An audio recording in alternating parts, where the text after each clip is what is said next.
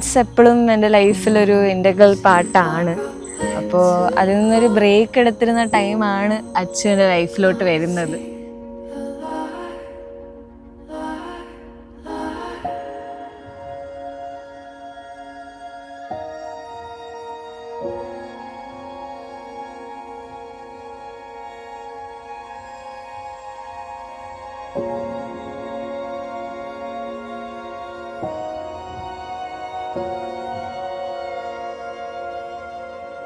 അച്ഛൻ്റെ day starts with music and ends with music. അപ്പം ഭയങ്കര ഒരു വിഷനുള്ള ആളാണ്, കുറേ ഡ്രീംസ് ഉള്ള ആളാണ്. അപ്പം എനിക്കും ഇതുപോലെ ആർട്ട് അല്ലെങ്കിൽ ഡാൻസ് റിലേറ്റഡ് കുറേ ഡ്രീംസ് ഉണ്ട്. എൻ്റെ പാഷനാണ് ആർട്ട്. അപ്പം അത് അച്ഛനെക്കാട്ടി കൂടുതൽ ആരും മനസ്സിലാക്കില്ല. അപ്പം എൻ്റെ വിഷനും ഡ്രീംസും ഞാൻ അച്ഛനായിട്ട് ഷെയർ ചെയ്തിട്ടുണ്ടായിരുന്നു. അതുപോലെ തന്നെ അച്ഛനും ഉണ്ട് അവൻ്റേതായിട്ടുള്ള കുറേ വിഷൻസും ഡ്രീംസും. ഇപ്പം നമ്മൾ ഒരുമിച്ചാണ് ആ ഡ്രീം കാണുന്നത്. ഞങ്ങളുടെ രണ്ടുപേരുടെയും കൂടെ ഒരൊറ്റ സ്വപ്നമാണ്.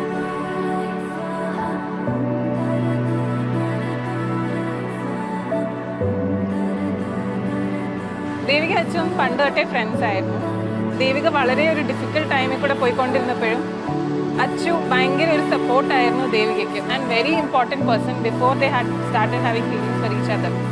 സോ അതുകൊണ്ട് as a friend also he knows her. അവർക്ക് രണ്ടുപേർക്കും അങ്ങോട്ടും ഇങ്ങോട്ടും അറിയാം.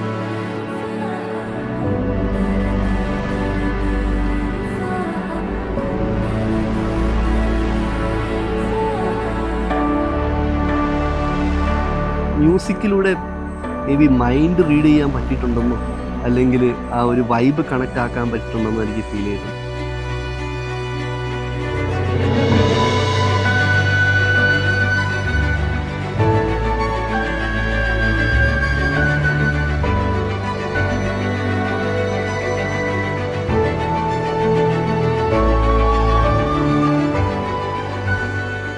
നമുക്ക് രണ്ടുപേർക്കും കണക്ട് ചെയ്യുന്ന സെയിം കൈൻഡ് ഓഫ് മ്യൂസിക് ആണെന്ന് എനിക്ക് ഫീൽ ചെയ്തിട്ടുണ്ട്.